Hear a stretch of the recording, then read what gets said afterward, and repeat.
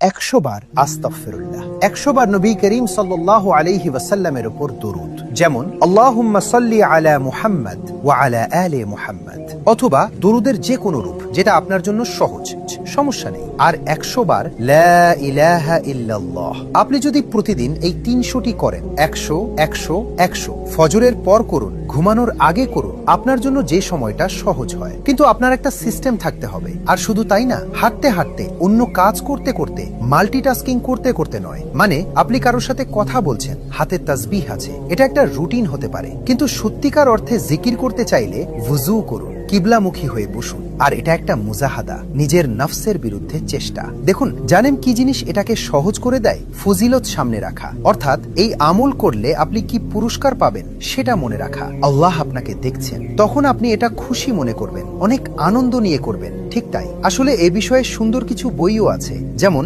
রিয়াদুস সালেহীন। এটি খুব সুন্দর একটি বই যেখানে সহিহ হাদিসগুলো আছে। বইটি বিভিন্ন